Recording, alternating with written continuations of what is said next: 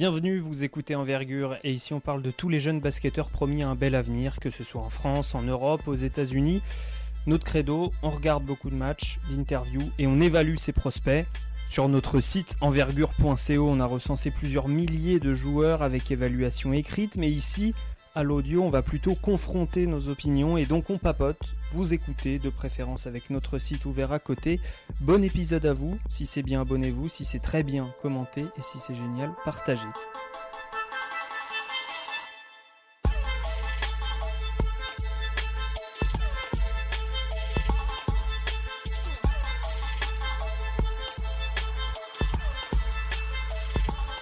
Salut tout le monde, nouvel épisode d'Envergure Papote. Je suis avec Alan et Ben. Salut Julien. Salut Julien.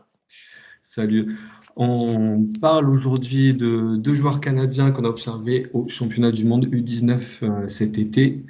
Il s'agit de Caleb Houstan et de Bénédicte Mathurin.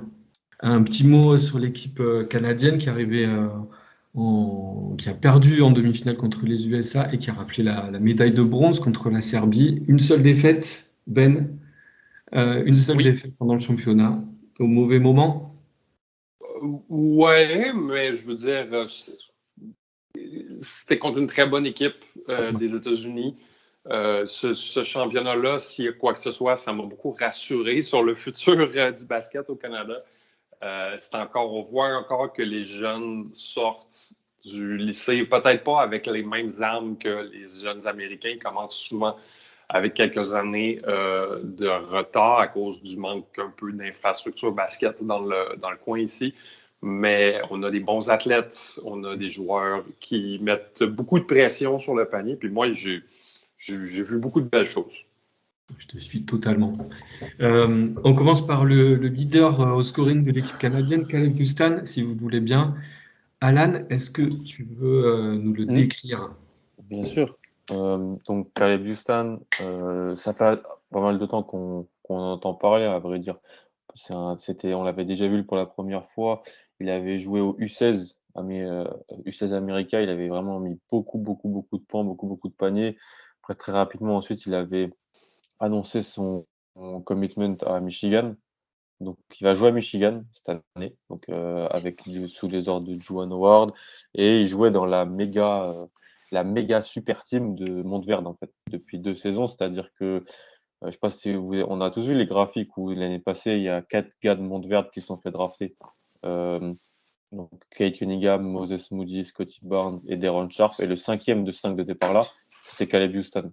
Et ensuite, tous ces gars-là sont partis en NCAA et Caleb Houstan, il est resté pour sa dernière année au lycée. Et c'était le leader aussi d'une super team. On avait écrit un article avec Manu en mars, je crois, ou en avril, sur un tournoi universitaire, un tournoi de lycée où Caleb Houstan était le meilleur joueur de Montverde, qui avait remporté ce tournoi C1, gros scoreur, qui est pas un athlète plus. Je trouve qu'il a pas des qualités athlétiques incroyables. Il fait même parfois, je trouve, office un peu de faux lent. Il est lent, mais il sait, à son âge, dominer par le fait qu'il peut aller là où il veut et tirer avec aise dans pas mal de positions. Ça ne veut pas dire que c'est un profil plus pour la NBA où il faut physiquement être plus explosif, mais ça fait qu'à son âge et dans un tournoi comme le U19, son bras a pu être mis en valeur. Oui, tout à fait. Il fait entre 2,3 m et 2,5 m selon les mesures, 93 kilos. Ben, tu veux rajouter quelque chose sur la présentation générale? Non, je pense qu'Alan a vraiment bien fait le tour. C'est un joueur que moi, j'apprécie beaucoup. J'ai un petit peu de la difficulté avec ses performances dans le U19, mais je veux On dire, va en parler. il a livré la marchandise, qu'il l'ait fait de manière efficace ou non, les résultats étaient là. Alors, juste avant de continuer, juste rappeler, donc il y a l'article dont tu as parlé, que vous aviez écrit avec Manu sur le Jayco, c'est comme ça qu'on dit Le Geico, ouais. Geico. Et il y a un article d'Antoine Béranger sur le U16 2019 avec Ouais. Un tournoi où il y avait beaucoup de joueurs de Team USS seront les têtes d'affiche de la prochaine draft. Jalen Duren, Adrian Griffin, Jabari Smith et tout ça. Et Caleb Houston était le Baldwin leader. aussi, non? Patrick Baldwin n'était pas dans l'équipe Ah non, du t'as 16, raison.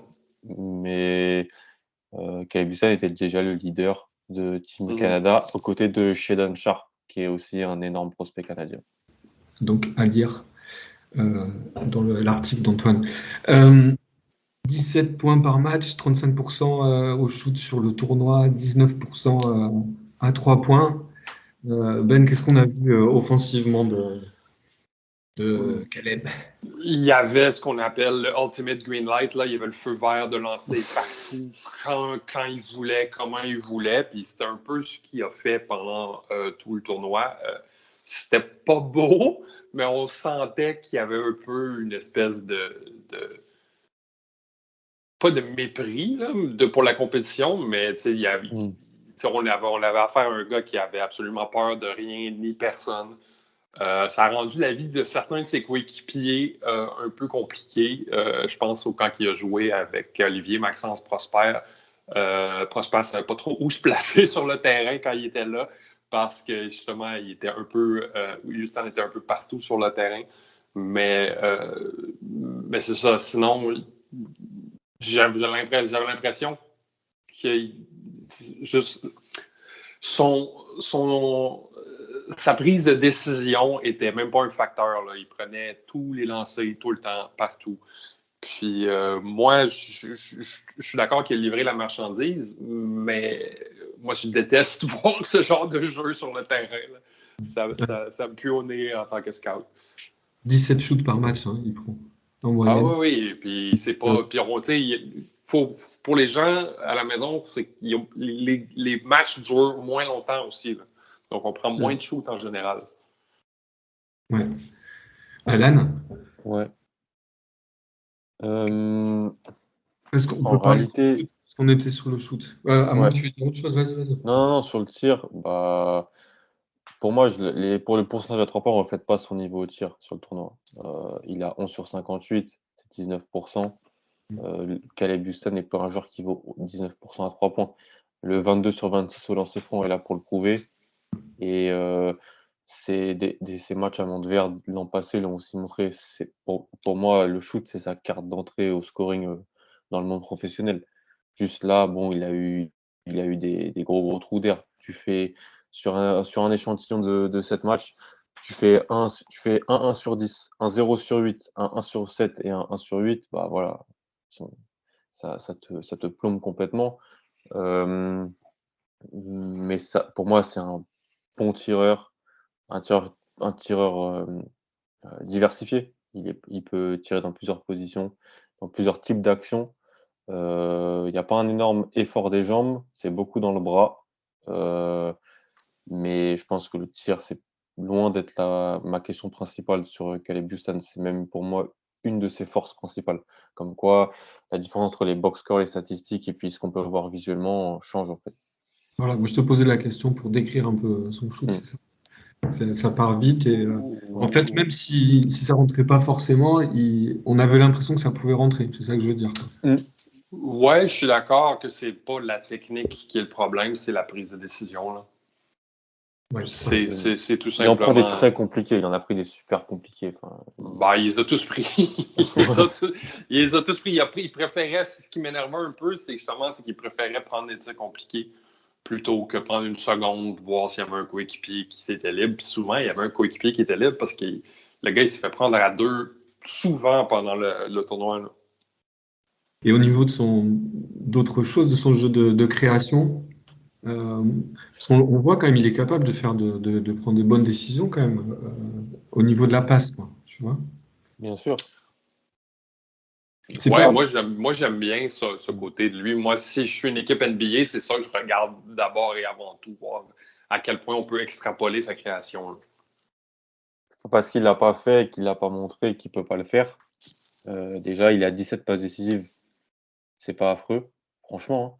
Ça veut dire qu'il avait quand même de l'importance dans la création. Moi, je l'ai bien aimé sur pick and roll. Et puis, en réalité, c'est du fait du contexte qu'il était dans cette situation-là. Parce que Ryan Neymar, le petit meneur, donc le petit frère d'Andrew Neymar, le joueur de Gonzaga, donc, qui est aussi un joueur avec qui il a joué au lycée, qui est un prospect qui va jouer à Creighton l'an prochain, avec toute la création en, en, en main. Donc, il peut créer. Moi, je pense que c'est plus un tireur qu'un créateur pour le moment, mais c'est pas un trou noir. C'est un joueur qui peut poser la balle.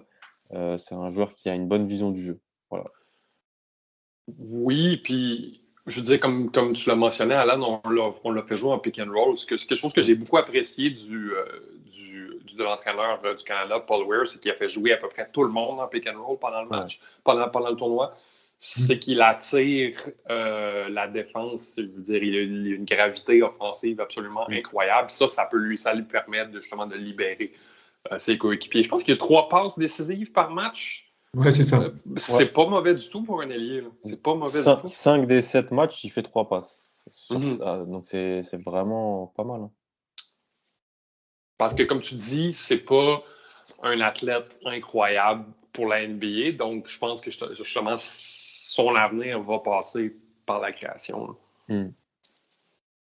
Même si il a montré quelques drives, mais c'est vrai qu'il manque un peu d'explosion à la fin du drive, quoi. On s'entend qu'il avait l'air de Godzilla contre certaines équipes à la drive, là, mais justement, je pense que c'était faussé par le manque de potentiel entre les équipes. Ouais, moi, je pense que physiquement, il manque d'explosivité pour le top niveau NBA et pour qu'on se le dise. Hein. Mais il a un vrai bras et un bon QI. Donc, il a d'autres qualités. Mais comme le dit Ben, si on veut lui donner la balle en NBA, il va falloir qu'il puisse passer parce qu'il ne pourra pas battre tout le temps le vis-à-vis sur le premier pas. Ou alors, ça sera vraiment le prototype du gars qui va devoir mettre que des tirs super complexes pour vivre offensivement. Et c'est super complexe de vivre sur des tirs très compliqués. Un des points qu'on aime chez les prospects et qu'on met en avant, c'est si tu arrives à créer beaucoup de tirs faciles, bah, c'est bien pour ta projection. Si tu mets beaucoup de tirs compliqués, alors tu les mets, c'est bien, mais au niveau NBA, ça sera compliqué. Et du coup, si on prend pour la projection, là, on dit que c'est un ailier. On le voit jouer toujours ailier en NBA ou plutôt arrière, quoi, plutôt porteur de balle secondaire, quelque chose comme ça. Poste 4 avec un peu de création, je pense. Là. Poste 4. Oui, il est trop grand, puis il va devenir trop gros pour le. Puis il n'est pas assez rapide pour jouer 3 non plus. Il va falloir qu'il s'étoffe alors. Ah oui, clairement. Il fait quoi? Il fait 105 kilos? Ah non, Ah non, je m'excuse.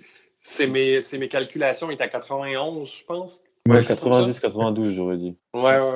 Non, je pensais 200 livres, c'était 100 kilos, mais c'est pas ça du tout. Désolé, ma canadienneté s'est montrée. Il n'y a pas de souci. Et du coup, alors, ces atouts physiques, est-ce que ça lui sert en défense, quoi? Parce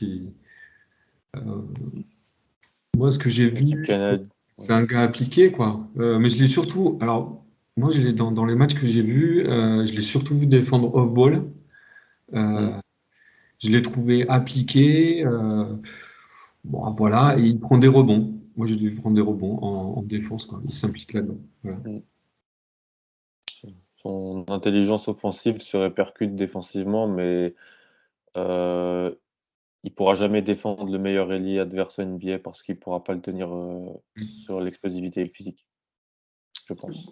Oui. Je pense que ce qu'on a vu dans le U19 va être faussé justement parce que le niveau athlétique était peut-être plus bas. Parce que c'est ça, latéralement parlant, il va falloir qu'il améliore son explosivité. Il est pas. Ça ne sera pas un énorme défenseur. Ça se peut que ce soit un défenseur correct, mais ce ne sera jamais un énorme défenseur. Complètement.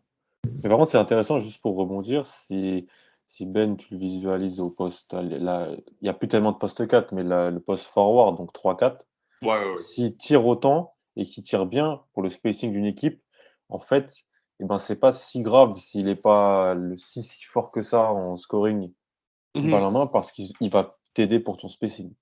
Oui.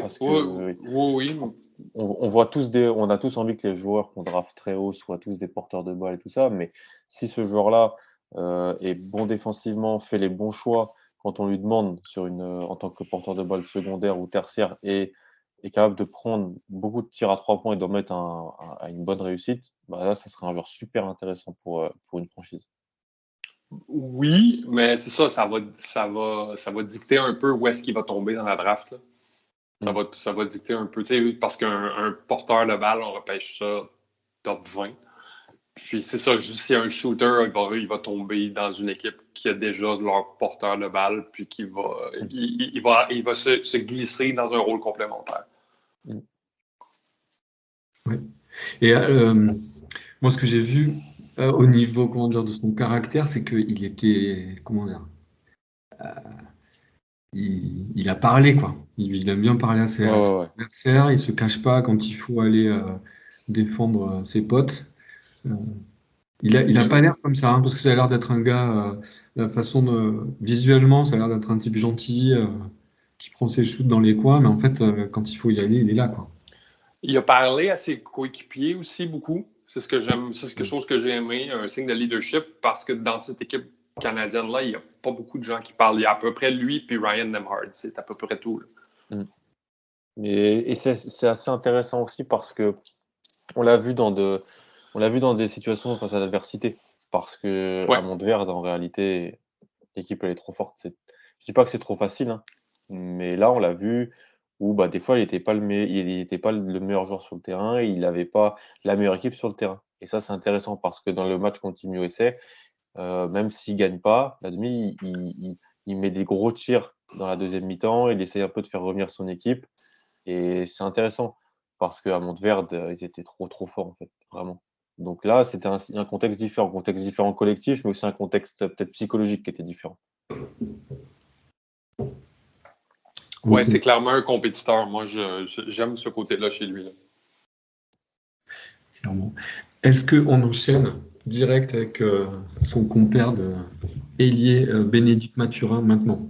On peut dire qu'il va jouer à Michigan. Ouais. J'attends de voir comment on va le faire jouer. C'est une grosse recrue, c'est une des plus grosses recrues que ramène Johan Howard depuis qu'il a pris en main le programme. Michigan perd pas mal de joueurs. Comment il va les utiliser? Comme le dit Ben, est-ce qu'il va avoir de la création à faire? Mais ça va être très intéressant parce que c'est un bon programme, c'est un programme qui joue bien, c'est un programme qui a amené un Franz Wagner dans le top 10 l'an passé, donc très très intéressant à suivre, je pense. Moi, je suis très curieux, étant donné ses dimensions un peu atypiques, disons qu'il vient à montrer qu'il n'est pas capable d'être un créateur secondaire ou tertiaire, si on ne va pas l'utiliser en poste 5. En poste 5 dans des petits alignements. Genre, tu veux mettre 5 gars qui courent sur le terrain, envoie Caleb Houston en poste 5. Oui, ouais. Ça serait une utilisation créative de son skill set, je trouve. À voir, ouais, parce qu'ils ont Dickinson, et puis il a aussi recruté Moussa Diabaté, le français qui joue à IMG et qui a eu un poste 4-5. Mais en tout cas, mais mon point, Alan, c'est que c'est des gros bonhommes, eux. Si tu veux rétrécir ton alignement, disons, parce que tu joues une équipe qui est en train de te rendre fou côté vitesse, moi, je trouve que c'est un joueur qui serait peut-être intéressant à essayer en poste 5. Ouais, si tu veux faire du spread pick and roll et puis avoir un gros spacing, complètement. Exact. On va voir ça, on va suivre ça de près l'année prochaine. Enfin, dans quelques... Non, ça commence dans 30 jours. Quelques semaines. Ouais, c'est ça. Je suis impatient. On attaque Mathurin? Ouais. Ah oui, parce qu'en plus, tu le connais bien, il est dans ta zone. Donc, c'est ça. Arizona. Mon boy, là. C'est le futur du Québec. Magnifique. Ben, tu nous lances sur qui est-il, à quoi ressemble-t-il, si on ne le connaît pas déjà?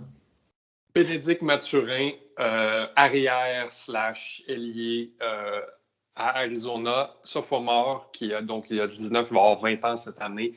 On appelle ça, en anglais, il appelle ça un wing player, c'est-à-dire qu'il joue les deux positions sans vraiment trop de problèmes.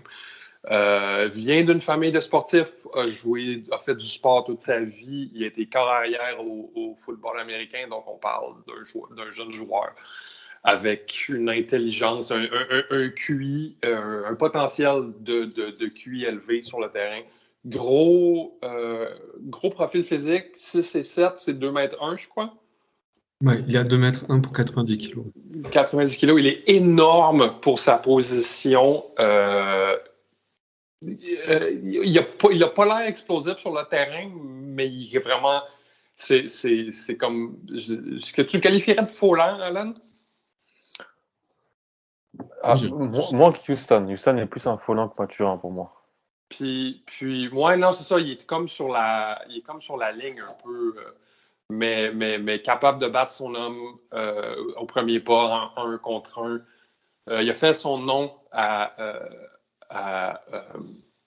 Arizona comme étant un gars qui attaque le panier vraiment de manière très agressive. Il y a pas beaucoup de. Ce qui est intéressant, c'est qu'il n'y a pas beaucoup de lancers francs par match, mais souvent, lorsqu'il attaque le panier, les adversaires se tassent. Ils prennent une décision d'affaire et décident de se tasser, de le laisser ou marquer ou il n'y a pas beaucoup. Il ne va pas chercher beaucoup de contacts parce que souvent, il n'y a pas personne quand il se rend au panier. Ça, je trouve ça vraiment très intéressant chez lui. Donc, physiquement, c'est un joueur qui est très emmerdant à affronter. Et monsieur s'est développé un tir à 3 points pendant l'année qu'il a montré au U19, avec lequel il a montré une très belle constance au U19. Un jeu de pull-up absolument respectable. Mais c'est ça. Là, tout le monde croyait que Bénédicte Mathurin allait déclarer à la draft parce qu'on l'attendait peut-être top 22, top 23. Mais il est retourné. Puis la grosse question maintenant qui hante tous les scouts, j'en ai parlé avec Robel, un ancien de NBA Draft Twitter qui travaille, je crois, pour Sacramento maintenant. La question sur les lèvres de tous les scouts, c'est est-ce que Bénédicte Mathurin, est-ce qu'on peut lui donner le ballon pour orchestrer l'attaque d'une équipe? Et c'est la grosse question qu'il attend cette année. Puis c'est une question à laquelle il n'a pas répondu pendant les U19. Ouais, c'est ça. Donc, il était aligné avec donc Houston dont on vient de parler, et Nembhard. Nembhard qui monopolise beaucoup de ballons, qui aime shooter quand il veut aussi. Il a beaucoup shooté aussi, Nembhard, hein, de loin. Et il aime bien porter le ballon. Et en fait, ce qu'on a vu au niveau de la création pour Mathurin, c'est quand les deux étaient, quand Houston et Nembhard étaient sur le banc, quoi. Et on est un peu resté sur notre faim, on peut le dire, quoi. Alan, comment dire, moi, personnellement, je m'attendais à, voilà, j'attendais ces moments-là où il allait montrer un petit peu ce qu'il pouvait faire balle en main et au niveau de la distribution, et on n'a pas vu grand-chose, quoi.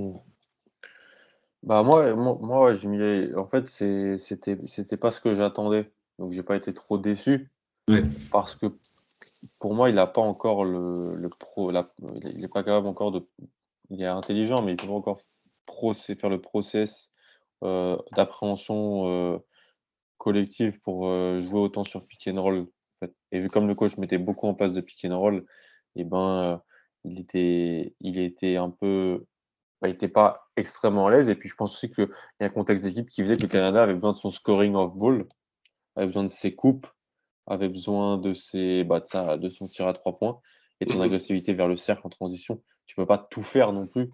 Et alors, oui, sans Houston. Et puis, j'ai l'impression, j'ai pas regardé les line-up utilisés, mais j'ai l'impression qu'il y avait quasiment soit Neymar, soit Houston quasiment tout le temps sur le terrain, en vrai. En fait, si tu veux, il y avait des moments où on avait l'impression que c'était justement les deux étaient sortis et c'était un peu vas-y, donc tu as la balle, vas-y. C'est toi qui crée maintenant Mais c'était vas-y mais c'était plus vas-y pour attaquer le cercle, j'avais l'impression moi. Vas-y pour aller au cercle. Mais c'est un peu normal, c'est un joueur alors c'est un 2002, donc il est jeune, il avait un rôle même si alors c'était un peu la communauté analytics draft qu'il aimait beaucoup l'an passé parce qu'il avait un rôle secondaire quand même à Arizona. On voyait des choses, on voyait des outils physiques, on voyait plein de choses extrêmement intéressantes, mais dans le rôle d'importance offensive, il n'était pas primaire. Donc, je pense que ça va aller en s'accentuant tranquillement. Et c'est un peu comme Houston. Il termine avec 13 passes décisives en 198 minutes. Il perd 15 ballons, donc le ratio est négatif, mais à cet âge-là, il faut toujours pondérer, surtout sur les petites compétitions. Donc, j'attendais pas énormément. Donc, moi, j'ai pas été trop déçu parce que je pense que il est jeune et que sa force d'abord, c'est d'être je pense, défenseur tenace, joueur dont il faut qu'il progresse au tir, comme ça on va pouvoir close out, on le respectera et il se fera close out fort, pour ensuite lui il pourra poser la balle et attaquer le cercle. 21 sur 31, 25 sur 31 au lancer franc, c'est un signe, c'est la stat que je retiens de son tournoi, moi, personnellement. 80% lancer franc, pour moi, c'était le plus important. Le tir est quand même bien en place, hein, de toute manière. Et moi, ce que j'ai aimé aussi, c'est quand il prend ses shoots face à son adversaire, et il a une telle puissance dans les jambes qu'il est capable de se lever sur n'importe qui, même contre les États-Unis, contre des défenseurs costauds et puissants, peut-être comme lui. Il les a pris, ses shoots, il n'a jamais eu peur de les prendre et de se lever. Complètement. Je sais pas ce que vous en pensez, mais et Hugues en parlait, je pense, dans son article sur les arrières ailiers guard à voir. C'est un des joueurs dont on attend le plus le retour en NCAA pour la prochaine draft. Oui, clairement. Et son tournoi va dans ce sens-là. Son tournoi est peut-être décevant si on attendait. En fait, son tournoi est décevant si on attendait de voir de la création de pick and roll avancé et tout ça. Mais si Bénédicte Mathurin et ça, il est limite en course pour être le tripique, pour être entre 12 et 18. C'est déjà le fait qu'il progresse déjà, qu'il montre que son tir n'était pas juste bonjour le chien, n'était pas juste un feu de paille, parce que les statistiques au tir de son année freshman, elles sont exceptionnelles. Mais là, qu'il remonte qu'il est capable de faire du bon lancer franc sur 7 matchs, et puis qu'il est capable de mettre et de prendre des tirs compliqués, pas juste en spot-up, cette progression, elle est linéaire. Il progresse je trouve que ça se voit qu'il progresse de mois en mois, en fait. Donc très positif. On parle rapidement de sa finition au cercle. Moi, je l'ai pu. Donc, comme tu disais, Ben, il passe n'importe. Moi, j'ai l'impression qu'il peut passer n'importe qui avec sa puissance et son premier pas. Après, il a tendance, je trouve, à s'écraser un petit peu sur les grands et à pas trouver forcément la solution auprès du cercle, même s'il finit avec à 2 points, il a 57%, je crois. Donc, il n'a pas une impulsion verticale incroyable. C'est une des choses qui, je crois, le fait hésiter.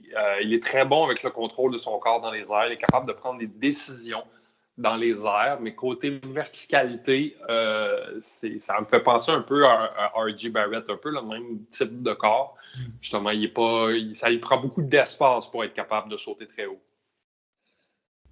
Ben, tu nous as dit en plein ce que tu pensais de sa défense. Moi, j'aimerais bien entendre. Parce que Alan, tu viens de dire que tu l'attendais comme un gros défenseur. Ben.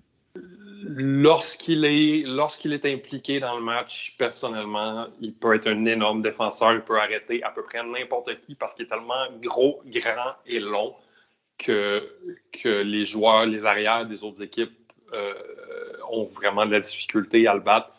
Mais pendant les U19, c'était terrible. C'était terrible. Il n'avait pas l'air de prendre ça au sérieux. Il n'était pas en stance. Je ne sais pas si c'est une question de genoux, d'articulation, mais il était tout droit comme un pic. Il s'est fait battre à gauche, il s'est fait battre à droite, il se faisait battre sur les écrans. C'était très, très difficile à regarder. Contre des équipes faciles aussi, contre le Japon, contre la Lituanie. Mais tu vois, quand c'était des matchs avec des plus hautes attentes, comme avec les États-Unis, là, on a vu Bénédicte Mathurin, on a vu son potentiel en défensive. Alan, tu veux rajouter un truc? Moi, c'est pareil, quoi. J'étais un petit peu, il y avait des hauts et des bas, quoi. Il était capable d'être très fort sur l'homme, et puis parfois il n'était pas concentré en défense. Au block-out, il était complètement dans les choux, quoi. C'était J'ai revu le match contre la Lituanie hier, c'était terrible. C'était terrible. Je pense que le compte. Moi, personnellement, je trouve que les 12 joueurs défendaient pas, en fait. Donc, au bout d'un moment, j'en reviens au staff. Je pense que c'est un coach, Ben connaît beaucoup, beaucoup mieux que moi, je le connais pas, mais c'est un coach, ça se voit que c'est un coach offensif, le coach canadien. Il a fait un c'est vrai bon travail. c'est un nouveau coach aussi, fait que je sais pas à quel point les gars le prennent au sérieux. Mais en tout cas, moi, je pense que Mathurin, délaissé de responsabilité offensive, pourra se focus et être un très bon défenseur sur l'homme. Parce que, comme Ben l'a dit, il a les outils. Et donc, si on lui demande moins, peut-être de jouer moins, il jouait pas mal. À part le match contre Porto Rico, il joue plus de 24 minutes tous les matchs. Il a pris 80 tirs en 7 matchs. Donc, il avait pas mal de responsabilités. Je dis pas que son rôle était primaire et qu'il devait tout faire en attaque et donc il n'avait pas besoin de défendre. Mais je dis juste que je pense qu'avec un rôle plus, il a moins de responsabilités offensives, qu'il met dedans, qu'il ait un rôle de cooper of ball et de spot-up shooter, et ben là, il pourra vraiment être encore plus intéressant et impliqué défensivement. On finit sur le caractère du bonhomme, parce que y a des choses à dire, non? Arizona, au début de la saison dernière, je l'ai trouvé nerveux. Je crois que je vous avais dit ça. Et je oui. Un peu, comment dire, pas forcément content de ce qu'il. Enfin, il exprimait beaucoup de choses, quoi. Quand il n'était pas content de ce qu'il faisait, quand il était content, quand il était frustré, on voyait tout ça. Là, au U19, on l'a vu se prendre le bec avec ses adversaires aussi. Gros caractère. Hein. Oui, il vient d'un milieu comme ça aussi. Il vient d'une équipe vraiment. D'une équipe au lycée, à l'école secondaire canadienne qui était vraiment dans cette optique-là. Là, c'est vraiment. Puis c'est quelqu'un qui a vécu beaucoup de choses aussi. Son grand frère est décédé. Donc, il a beaucoup de bagages. Il joue avec une belle énergie, mais je crois que c'est un peu. Il va devoir la canaliser peut-être un peu mieux s'il veut durer chez les pros. Là.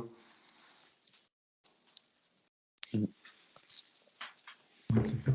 Un gars qui a peur de rien. Ok, on a fait le tour pour les deux prospects, c'est bon? Ouais. Mais bon. Moi, je crois que, juste peut-être pour finir, je crois que s'il peut montrer ne serait-ce qu'un peu de création cette année à Arizona, il va être repêché dans la loterie, là, genre 13e ou quelque chose du genre. Tu le vois si haut? Oui. Okay. Oui, parce qu'il fait beaucoup de choses. Offensivement parlant, surtout, il fait beaucoup de choses très bien. Ok. Alan, tu le vois si haut aussi? Je sais pas, il faut que je suis en train de voir pas mal de films des prochains freshmen et donc je sais pas, j'essaierai d'établir un big board plus tard, mais oui, je pense qu'il sera, dans ma pré-saison, il sera dans un tiers qui ira entre 15 et 30, donc il sera dans cette zone-là. Si tout se passe bien, il sera en haut du tiers. Ok, ben, je crois qu'on a fini notre épisode, les gars. Merci Ben, merci Alan. Merci à toi. À bientôt pour un nouvel épisode d'Envergure sa pote. N'oubliez pas de vous abonner pour recevoir la notif. Bye bye. À plus. Salut.